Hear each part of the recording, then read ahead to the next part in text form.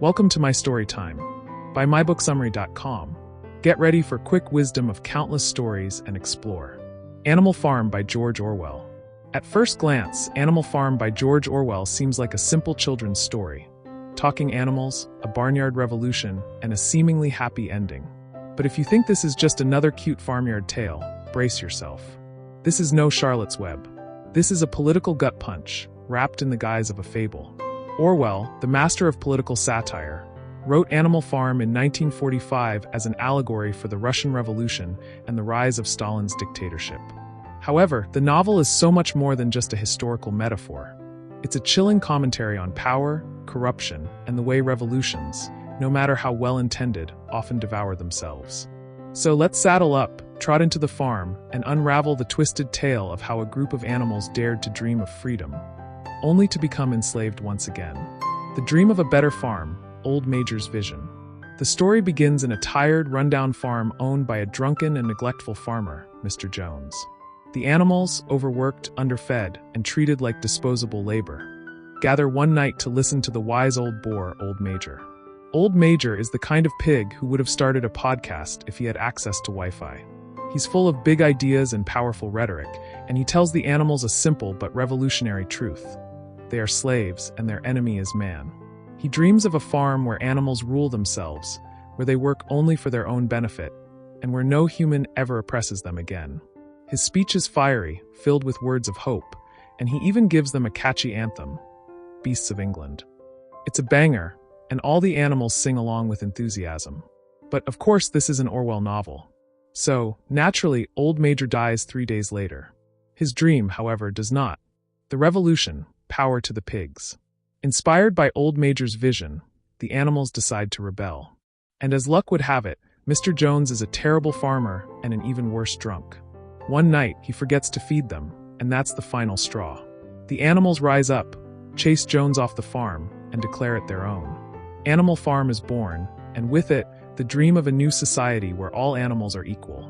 The pigs, being the cleverest of the animals, naturally assume leadership. 2 particularly ambitious pigs emerge as leaders. Snowball, an intelligent and idealistic pig who genuinely wants to make the farm better, and Napoleon, a power-hungry, ruthless pig who believes leadership should be based on control rather than ideas. At first, things go well. The animals create the 7 Commandments, a simple constitution that declares that all animals are equal and that no animal shall behave like a human. They work together, they reap the benefits of their labor. And for a brief moment, it seems like Old Major's dream has come true. But of course, the honeymoon phase doesn't last. The corruption begins, the rise of Napoleon. Snowball, ever the visionary, has big ideas. He wants to build a windmill to improve productivity, educate all the animals, and spread the revolution to other farms. He's full of speeches and grand plans, and he actually listens to what the other animals want. Napoleon? Not so much. He's more of a control through fear kind of leader. While Snowball gives passionate speeches, Napoleon raises a secret army of vicious attack dogs. When the time is right, he sicks them on Snowball, chasing him off the farm and taking complete control. From that moment on, Animal Farm ceases to be a democracy. It becomes Napoleon's personal empire. The reign of terror, lies, fear, and propaganda. With Snowball gone, Napoleon moves quickly to cement his power. He rewrites history, claiming that Snowball was a traitor all along, and that every good idea, even Snowball's own windmill plan, was actually Napoleon's genius. He introduces a new mouthpiece, Squealer, a pig who would have made an excellent modern-day spin doctor. Squealer's job is simple. Whenever the animals start doubting Napoleon, he gaslights them into submission. Rations are reduced? Actually, comrades, you're getting more food than ever. The windmill collapses? Snowball sabotaged it. Napoleon is acting exactly like a human dictator? You're just imagining things. And when persuasion doesn't work, Napoleon turns to terror. His attack dogs become the farm's secret police, eliminating anyone who dares to question his rule.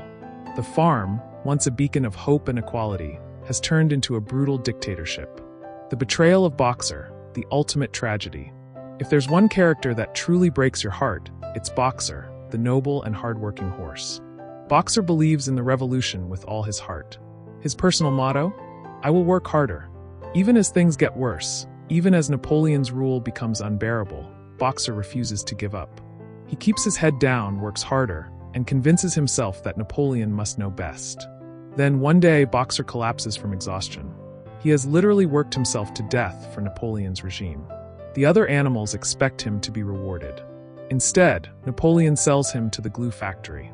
And just to rub salt in the wound, Squealer tells the animals that Boxer died peacefully in a hospital, praising Napoleon with his final breath. The reality? Boxer's broken body is turned into profit. It's one of the most devastating moments in the book, because if Boxer, the hardest worker, the most loyal believer, can be discarded so easily, then what hope is there for anyone else? The final betrayal. The pigs become human. As the years pass, the farm descends deeper into dictatorship. The original commandments are quietly altered to suit Napoleon's rule. All animals are equal. All animals are equal, but some are more equal than others. No animal shall drink alcohol. No animal shall drink alcohol to excess. The pigs begin walking on two legs. They start wearing clothes, carrying whips, and even dining with human farmers. The ultimate betrayal? The other animals look through the farmhouse window and realize that they can no longer tell the difference between the pigs and the humans. The revolution is dead. The dream is shattered. The cycle of oppression has come full circle. Final thoughts. Why Animal Farm still matters. Even though Animal Farm was written as a critique of Stalinist Russia, its message is timeless.